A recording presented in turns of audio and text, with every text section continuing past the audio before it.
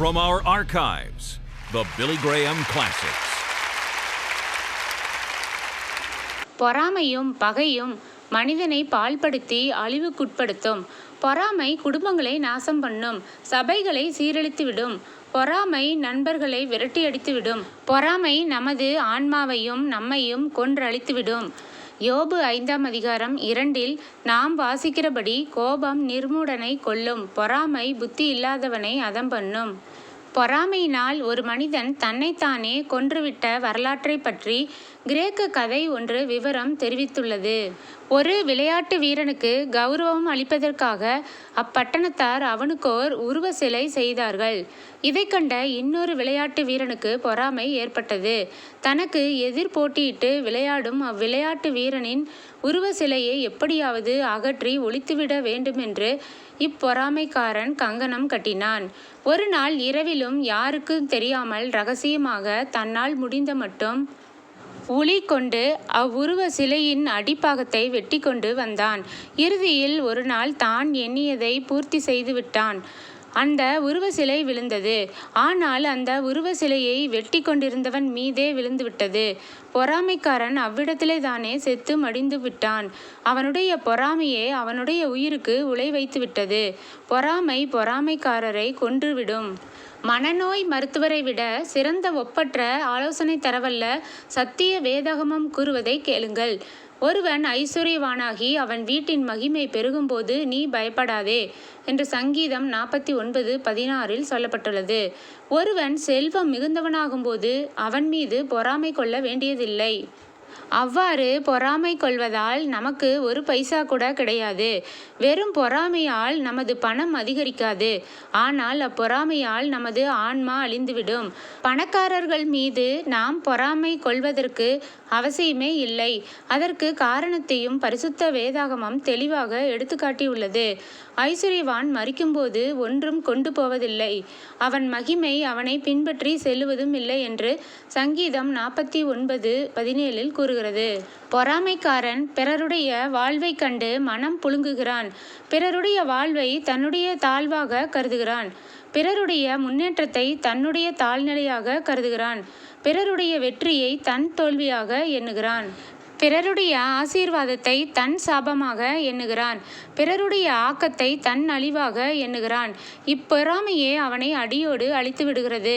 பொறாமையால் முன்னேறினவர்களை நான் ஒரு காலும் கண்டதில்லை. ஆனால் பொறாமையால் சீரழிந்தவர்களை கண்டிருக்கிறேன். உனக்குள் பொறாமை வந்துவிட்டால் நீ பூரண மனிதனாக இருக்க முடியாது. பொறாமை எப்படியாவது தன் உருவை குலைத்துவிடும், உன் அழகை சிதைத்துவிடும். பொறாமை உங்கள் குணாதிசயத்தை குறைத்துவிடும், தன் எலும்பை கூட உருக்கிவிடும் என்று வேதாகமம் கூறுகிறது. சொஸ்த மனம் உடலுக்கு ஜீவன், பொறாமையோ எலும்புருக்கி என்று நீதிமொழிகள் 14ஆம் அதிகாரம் 30 கூறுகிறது. பொறாமை ஒரு காலும் நமக்கு நல்வாழ்வு தராது.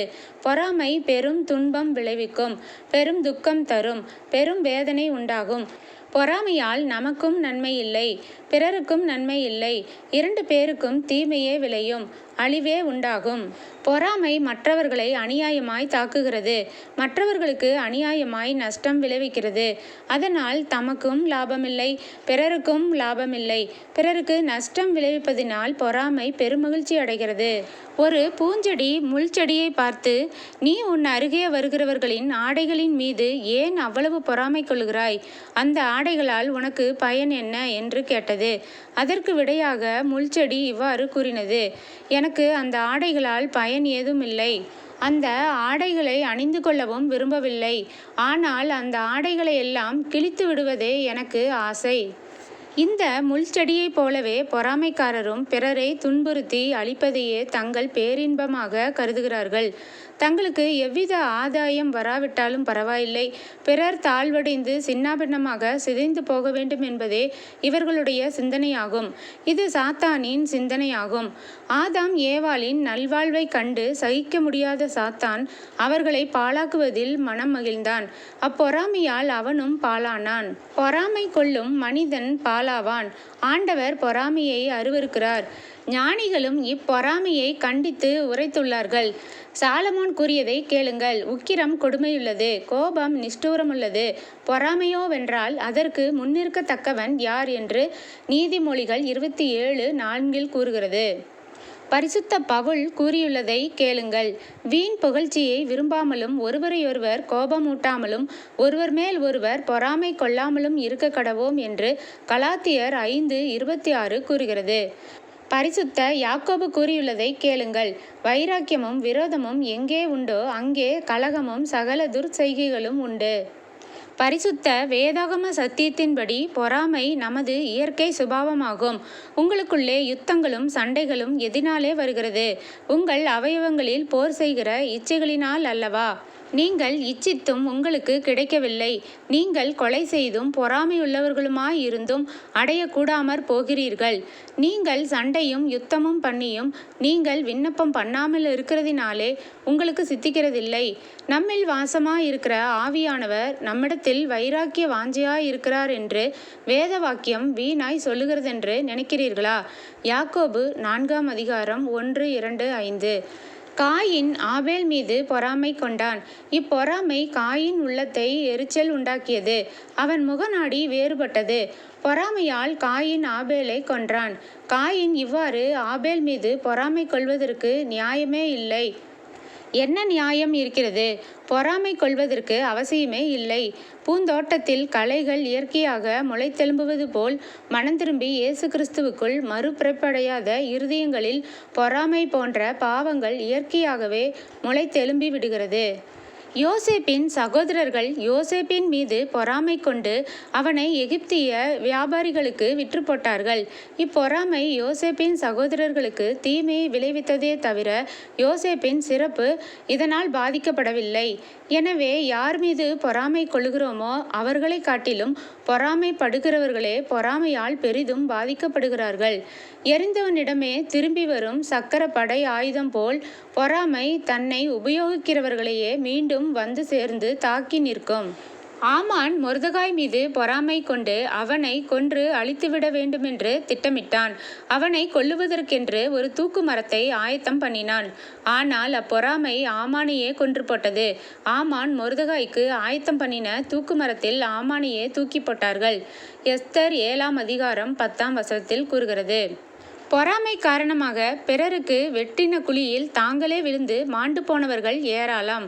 நமது வீடுகளிலும் நாடுகளிலும் இதற்கு எண்ணிறந்த சான்றுகள் உள்ளன. பொறாமை கொண்ட எந்த மனிதனாவது உண்மையாகவே மகிழ்ச்சியாக இருந்ததுண்டா? பொறாமை மன நிம்மதியை குலைத்து போடும். பொறாமைப்படுகிறவனை படுகுழியில் தள்ளிவிடும். எப்பொழுது பொறாமை என்னும் பாவத்தில் வீழ்கிறோமோ அப்பொழுதே நம் ஆன்மா செத்துவிடும். பொறாமை ஏன் இவ்வளவு கொடிய பாவமாக இருக்கிறது? கடவுள் ஏன் பொறாமையை இவ்வளவு கசந்து வெறுத்து தள்ள வேண்டும்? பொறாமையின் பயங்கரம் கடவுளுக்கு தெரியும். பொறாமை காரணமாக எவ்வளவு அழிவு ஏற்படும் என்பதை தேவன் அறிவார். நமது நல்வாழ்வை கருதுகிற ஆண்டவர் பொறாமையை வெறுக்கிறார். நமது ஆத்துமா வாழ்ந்திருக்கிறது போல் எல்லாவற்றிலும் வாழ்ந்து சுகமாயிருக்க வேண்டும் என்பதே ஆண்டவருடைய சித்தம். பிரியமானவனே, உன் ஆத்துமா வாழ்கிறது போல நீ எல்லாவற்றிலும் வாழ்ந்து சுகமாயிருக்கும்படி வேண்டுகிறேன். நன்றாக இருந்த லூசிபர் என்ற தேவதூதன் அனாவசியமாக நியாயமின்றி ஆண்டவர் மீது பொறாமை கொண்டான். உடனே அவன் சாத்தான் ஆனான். அப்பொறாமை அவனையே அழித்துவிட்டது. எனவே தம் சிருஷ்டியை அழிக்கும் பொறாமையின் மீது ஆண்டவர் பிரியம் கொள்வாரா? அவர் அத்தனை அருவருக்கிறார். கிறிஸ்து சிலுவையில் அறைந்து கொள்வதற்கு காரணமாயிருந்த பாவங்களுள் ஒன்று பொறாமையாகும். பொறாமையினாலே பிரதான ஆசாரியர்கள் அவரை ஒப்புக் கொடுத்தார்கள் என்று பிலாத்து அறிந்தான். மார்க்கு 15:9 கூறுகிறது. இயேசு கிறிஸ்துவின் செல்வாக்கு அதிகரித்து வருவதை பற்றி பரிசேயரும் சதுசேயரும் பொறாமை அடைந்தனர். மக்கள் திரத்தலாக இயேசு கிறிஸ்துவண்டை வந்து அவருடைய அமுத மொழிகளை கேட்டு அவரால் சுகம் பெற்று நன்மை பெற்று வருவதை பற்றியும் இயேசுவின் புகழ் நாடெங்கும் வெகு விரைவில் பரவி வருவதையும் அவரால் சுகம் பெற்று நன்மை பெற்று வருவதை பற்றியும் இயேசுவின் புகழ் நாடெங்கும் வெகு விரைவில் பரவி வருவதை பற்றியும் அவர்கள் பொறாமை கொண்டார்கள். மக்கள் இயேசு கிறிஸ்துவை ராஜாவாக்க முயன்றபோது அவர்களின் பொறாமை கொழுந்துவிட்டு எரிந்தது. வர வர இயேசு கிறிஸ்துவின் மேன்மையும் மகிமையும் நாடெங்கும் காட்டு தீ போல் பரவி செல்வதைக் கண்டு அவர்களால் சகிக்க முடியவில்லை. உலகம் முழுவதும் இயேசுவை பின் சென்று விட்டதே என்று பொறாமைப்பட்டார்கள். இயேசுவை கொன்று அழித்துவிட வேண்டுமென்று சதி செய்தார்கள். பொதுவாக பரிசேயரும் சதுசேயரும் ஒருவருக்கொருவர் இணங்காதவர்களாயிருந்தும் இந்த இரு வகுப்பினரும் இயேசுவின் மீதிருந்த பொறாமை காரணமாக ஒன்று சேர்ந்து இயேசுவை கொன்றுவிட இணங்கினார்கள். பொறாமைக்கு அடிமையானார்கள். பொறாமை அவர்கள் புத்தியை கொன்றுவிட்டது. அவர்கள் ஆன்மாவை அழித்துவிட்டது. அநியாயமாக இயேசுவை கொல்வதற்கு இவ்விரு வகுப்பாரும் கூடிக்கொண்டார்கள். பொறாமை ஆன்ம சுகத்தை அறவே ஒழித்துவிடும். ஜென்ம பாவத்தின் பயங்கர அறிகுறிக்குள் ஒன்று பொறாமை. இப்பாவம் மனுகுலம் அனைத்தையும் ஆட்கொண்டு உள்ளது. இயற்கையாகவே எல்லா மனிதனுக்குள்ளும் பொறாமைப்படும் சுபாவம் இருக்கத்தான் செய்கிறது. ஒவ்வொருவருக்கும் ஒவ்வொரு வகையான பொறாமை உண்டு. கொடிய சயரோக கிருமிகள் உன் உடலில் இருக்கின்றன என்று நீ கேள்விப்பட்டால் அவற்றை அப்புறப்படுத்துவதில் உடனடியாக ஈடுபடுவாய். அதற்காக எவ்வளவு நேரத்தை வேண்டுமானாலும் சரி, எவ்வளவு பணத்தை வேண்டுமானாலும் சரி, உடனே செலவழிக்க தயங்க மாட்டாய். காரணம், உன் உடலுக்குள் புகுந்துவிட்ட சயரோக கிருமிகள் உன்னை கொன்று போடும் என்பதை அறிவாய். அதைப்போல் உனக்குள் புகுந்திருக்கும் பொறாமை என்னும் பேய்க்குணம் உன் சரீரத்தை மட்டுமல்ல, உன் ஆத்துமாவையும் கொன்று அழித்துவிடும் என்பதை மறவாதே. தேவனுடைய பார்வையில் பொறாமையும் விபச்சாரத்தை போல் மனிதனை கொல்லும் தன்மையுள்ள கொடிய பாவமே. கலாத்தியர் நிருபத்தில் கூறப்பட்டுள்ள 17 மாம்ச கிரியைகளில் ஒன்று பொறாமையாகும்.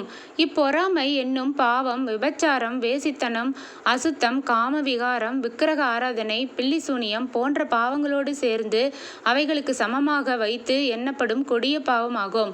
மற்ற பாவங்களை விட இப்பொறாமை என்னும் பாவம் அதிகமாக பரவி வேரூன்றி இருக்கிறதை காணலாம். எனினும் இப்பொறாமையை பிரசங்கபீடத்திலிருந்து கண்டித்து பேசுவதை நாம் அதிகமாக கேட்பதில்லை. இப்பாவம் நம் நாட்டு சட்டத்திட்டங்களால் தடை விதிக்கப்படவில்லை என்றாலும் இப்பாவம் தேவனால் பெரிதும் வெறுக்கப்படுகிறது. சகோதரரே, நீங்கள் நியாயந்தீர்க்கப்படாதபடிக்கு ஒருவருக்கொருவர் விரோதமாய் முறையிடாதிருங்கள். இதோ நியாயாதிபதி வாசற்படியில் நிற்கிறார். பொறாமை யாருடைய உள்ளத்தில் இருக்கிறதோ அவர்கள் அகத்திலும் முகத்திலும் மனமகிழ்ச்சியும் பூரிப்பும் திருப்தியும் காண முடியாது. அமைதியையும் சமாதானத்தையும் பொறாமை அழித்துவிடும். பொறாமை காரணமாக எத்தனையோ பேருடைய வாழ்வில் கசப்பும் கொடுமையும் ஏமாற்றமும் குழப்பமும் பிணியும் துக்கமும் துன்பமும் கூடிக்கொண்டிருப்பதை கண்டிருக்கிறேன். பிற மக்களோடு கூடிய ஐக்கியத்தையும் அழித்துவிடும். தெய்வத்தோடு கூடிய அந்யோன்ய ஐக்கியத்தையும் கெடுத்து தொலைத்துவிடும் இப்பாலான பொறாமை. பொறாமை உள்ளம் ஆண்டவரோடு ஒன்று இணைந்து நிற்க முடியாது. நீ இதுவரை உன் இருதயத்தை ஆண்டவராகிய இயேசு கிறிஸ்துவுக்கு ஒப்புக்கொடாமல் வாழ்ந்தால் அதற்கொரு காரணம் உன் நெஞ்சில் இருக்கும் பொறாமையாகும். பொறாமை உன்னை தேவனிடமிருந்து பிரித்துவிடும். பொறாமை உன் உள்ளத்தில் இருக்கும் வரை நீ ஆண்டவரோடு ஐக்கியப்பட முடியாது.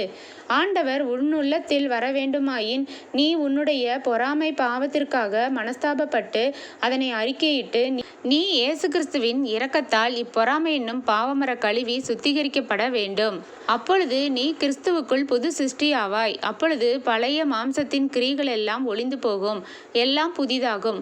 கொலைக்காரனின் கொடிய கோடாரியின் கூரிய முனையை காட்டிலும் பன்மடங்கு கூர்மையானது பொறாமை என்று ஷேக்ஸ்பியர் கூறியுள்ளார். பொறாமை மனிதனை சமுதாயத்தினின்று பிரித்துவிடும். அவனை தன்னந்தனியனாக்கி கொன்றுவிடும். பொறாமைக்காரன் பிறரோடு கூடி வாழ முடியாது. காரணம், பிறர் வாழ்வை அவனால் பொறுக்க முடியாது. அவனும் வாழ மாட்டான், பிறரையும் அவன் வாழவிட மாட்டான். அவன்தான் ஓர் ஆன்மீக குஷ்டரோகி ஆகிவிடுவான். அப்பொறாமை என்னும் குஷ்டரோகம் அவனை அயலானிடமிருந்தும் பிரித்துவிடும், ஆண்டவரிடமிருந்தும் பிரித்துவிடும். கடைசி நாள் நியாயத்தீர்ப்பில் நாம் இந்த பொறாமை பாவத்திற்காகவும் நியாயந்தீர்க்கப்படுவோம். இப்பாவத்தை குறித்தும் நாம் ஆண்டவருக்கு கணக்கொப்புவிக்க வேண்டும். இப்பொறாமையாகிய பாவம் நம்மை நரக ஆக்கினைக்குட்படுத்திவிடும். என்னுடைய சரீர சுகம், மன சமாதானம், ஆன்ம வாழ்வு இவற்றை பாதிக்கும் இப்பாலான பொறாமை பாவத்தை எப்படி விட்டுவிடுவது என்று நீங்கள் கேட்கலாம். முதலாவது உண்மையை ஒத்துக்கொள். அதாவது உனக்குள்ளிருக்கும் பொறாமை குணத்தை நீ அறிந்தவனாய் பொறாமை உன்னிடத்தில் உண்டு என்னும் உண்மையை நீ ஒத்துக்கொள். உனது தோல்விக்காக பிறர் மீது பழி சுமத்தி கொண்டிருக்காதே. மற்றவர்களுக்குள்ளும் தான் இப்பாவம் தலை தூக்கி நிற்கிறதே என்று நீ வீண் சாக்குப்போக்கு சொல்லிக்கொண்டு சும்மா இராதே. உன் குற்றத்தை நீ உணர்ந்து கொள்வதால் நீ சிறிய மனிதனாகி விடுவாய் என்று தவறாக கருதாதே. உள்ளபடியே நீ உண்மையை ஒத்துக்கொள்ளும்போது உன்னை பெரிய மனிதனாக பிறர் மதிப்பார்கள். எனவே நீ பாவி என்பதை முதலாவது ஒத்துக்கொள். இரண்டாவது, உன் பாவத்தை தேவனிடம் அறிக்கையிட்டு விட்டுவிடு. நம்முடைய பாவங்களை நாம் அறிக்கையிட்டால் பாவங்களை நமக்கு மன்னித்து எல்லா அநியாயத்தையும் நீக்கி நம்மை சுத்திகரிப்பதற்கு அவர் உண்மையும் நீதியும் உள்ளவராய் இருக்கிறார். மனம் திருந்தி பாவத்தை அறிக்கையிட்டு அதை விட்டுவிடு. மூன்றாவது, உன்னை புது சிருஷ்டியாக்கும்படி கிறிஸ்துவிடம் உன்னை ஒப்பு கொடுத்துவிடு. பொறாமையை உன் சுயபலத்தால் வெல்லவே முடியாது.